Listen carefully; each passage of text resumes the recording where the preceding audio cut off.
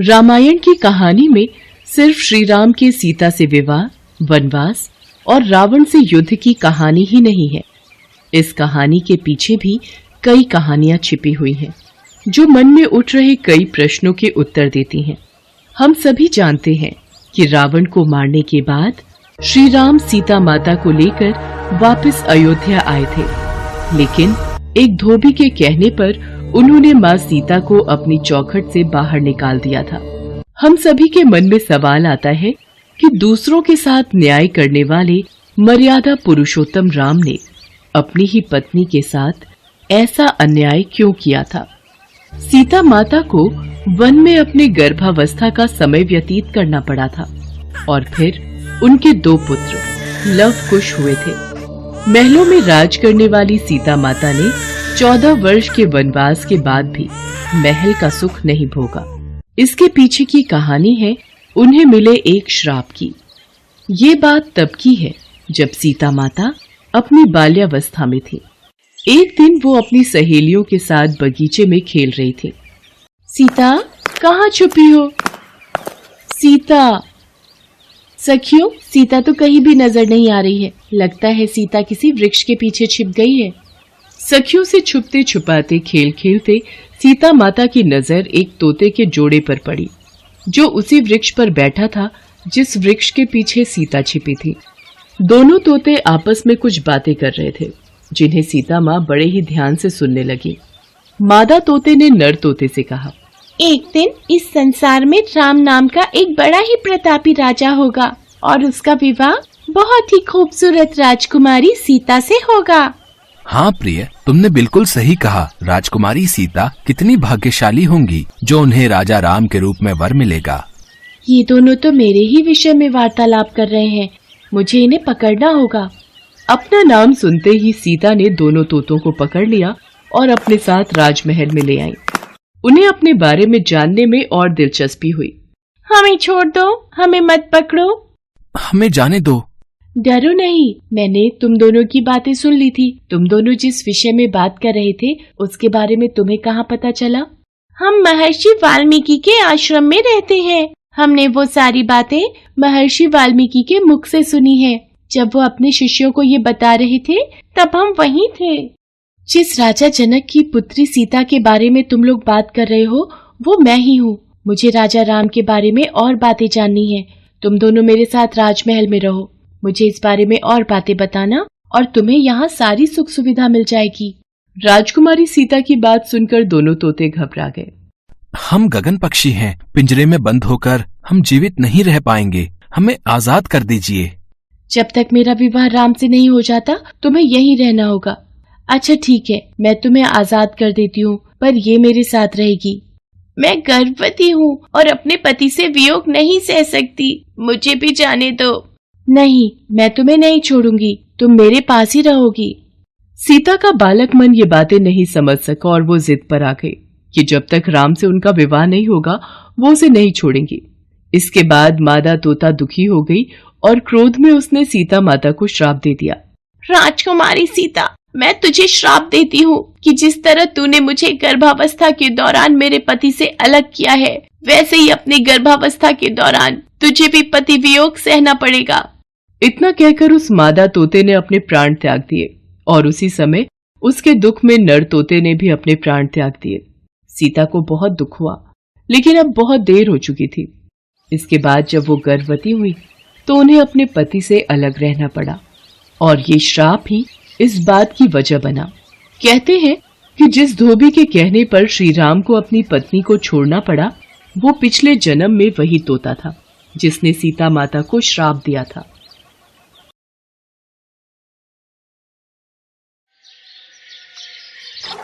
एक बार भगवान विष्णु क्षीर सागर में शेषनाग पर विश्राम कर रहे थे।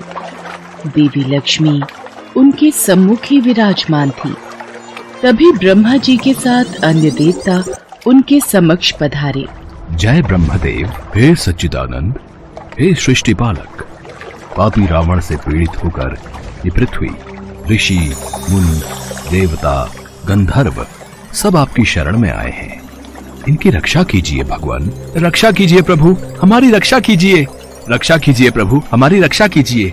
पृथ्वी पर सत्य का नाश हो रहा है प्रभु। पृथ्वी पर पाप की शक्तियां बढ़ रही हैं। लंका के राजा रावण ने तीनों लोकों में आतंक फैलाया हुआ है। देव, दानव, मनुष्य, कोई उस पापी रावण के सामने टिक नहीं पाता, क्योंकि स्वयं ब्रह्मा और महादेव ने रावण को वरदान दिया है कि रावण की मृत्यु देव, दानव, नाग, किन्नर किसी के हाथों नहीं हो सकती। प्रभु, आपकी सृष्टि का भार उठाना मेरा परम धर्म है, पर जब पृथ्वी पर धर्म की जगह अधर्म अपना स्थान बनाने लगे तो मैं भी डोलने लगती हूँ। मैं अधर्म का भार कैसे संभालूं प्रभु? पाप की अग्नि से मैं जलने लगी हूँ। प्रभु, मेरी रक्षा कीजिए। पृथ्वी त्राहि त्राहि कर रही है प्रभु। जब अभिमानी रावण चलता है तो ऐसा लगता है मानो अपने पांव तले पृथ्वी को कुचल देगा। पृथ्वीवासी घबरा रहे हैं प्रभु। समस्त ऋषि मुनि भी रावण के आतंक से परेशान हैं। अबलाओं और मानवता की लाज बचाने वाला पृथ्वी पर कोई नहीं प्रभु। यदि कोई सत्य और धर्म की राह पर चलने के लिए सोचता है तो वह मनुष्य जीवित नहीं रहता। हर प्राणी को पाप के रास्ते पर चलने के लिए विवश किया जा रहा है। जब पाप की शक्ति बढ़ जाए तो पुण्य की शक्ति का जन्म होना आवश्यक है प्रभु। आपके कथन अनुसार जो व्यक्ति परिश्रम, पूजा, पाठ और अच्छे कर्म करेगा उसको आपका आशीर्वाद अवश्य प्राप्त होगा। इसलिए प्राणियों की रक्षा करना आपका कर्तव्य है प्रभु। इक्ष्वाकु वंश के तेजस्वी राजा दशरथ अयोध्या के राजा थे। उनकी 3 पत्नियां कौशल्या, कैकई और सुमित्रा थीं।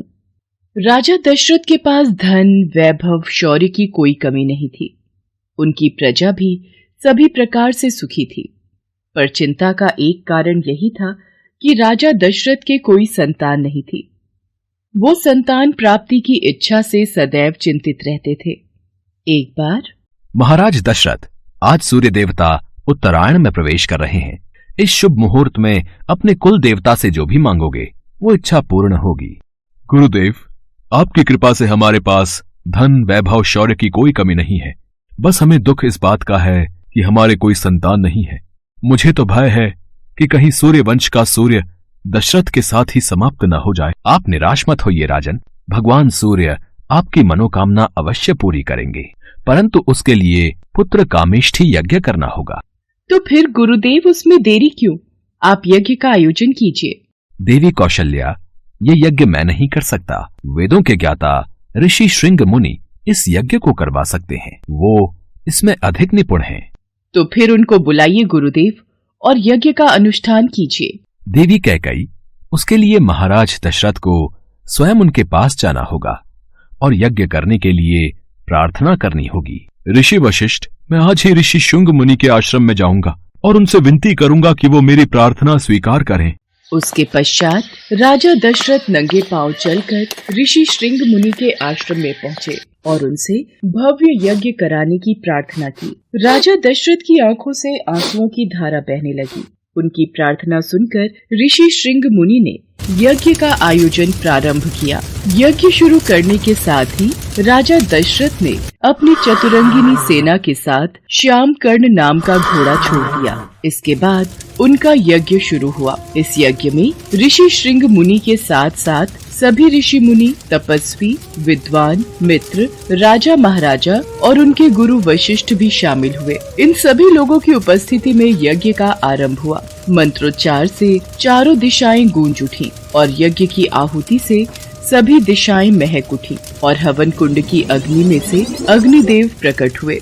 उनके हाथ में खीर का पात्र था। राजन, ये खीर का पात्र लो और इस खीर को अपनी तीनों रानियों में बांट दो। जिस इच्छा से तुमने इस यज्ञ का आयोजन किया है, तुम्हारी वो इच्छा पूर्ण होगी। धन्यवाद अग्निदेव, आपने मेरी सारी चिंताएं दूर कर दी। आपकी जय हो अग्निदेव। यज्ञ के समाप्त होने के बाद महाराज दशरथ ने अपने सभी अतिथियों, ऋषि मुनियों, ब्राह्मणों आदि को दान देकर सकुशल विदा किया। कौशल्या, ये खीर का पहला भाग मैं तुम्हें देता हूँ, इसे ग्रहण करो। कैकई, ये खीर का दूसरा भाग हम तुम्हें देते हैं। ये लो सुमित्रा, खीर का तीसरा भाग तुम खाओ। सुमित्रा, तुम सबसे छोटी हो, इसलिए पहले मेरी इस खीर का थोड़ा हिस्सा तुम खाओ।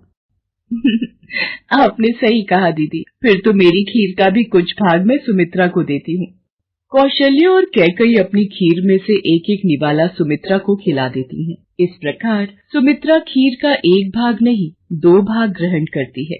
यज्ञ के प्रभाव से राजा दशरथ की तीनों पत्नियां गर्भवती हो गईं और चैत्र मास के शुक्ल पक्ष की 9वीं तिथि को पुनर्वसु नक्षत्र में राजा दशरथ की सबसे बड़ी रानी कौशल्या ने शिशु को जन्म दिया। वह शिशु बेहद ही आकर्षक और तेजस्वी था और वह और कोई नहीं बल्कि भगवान विष्णु का ही स्वरूप था। इसके बाद रानी कैकई ने एक पुत्र और रानी सुमित्रा ने 2 तेजस्वी पुत्रों को जन्म दिया। 4 पुत्रों को पाने के बाद महाराज दशरथ बहुत ही प्रसन्न हो गए और उन्होंने पूरे राज्य में उत्सव मनाया। कुछ समय बाद 4 पुत्रों का नामकरण किया गया। महर्षि वशिष्ठ ने दशरथ जी के बड़े पुत्र का नाम राम, दूसरे का भरत, तीसरे का लक्ष्मण और सबसे छोटे पुत्र का नाम शत्रुघ्न रखा। 4 बालकों की किलकारियों से पूरा महल गूंज उठा। सभी देवी देवता भगवान राम के जन्म दिवस पर आकाश से फूल बरसाने लगे। पूरा संसार भगवान राम का जन्मोत्सव मना रहा था और तभी से चैत्र मास की 9वीं तिथि दिवस को रामनवमी पर्व के रूप में मनाया जाने लगा।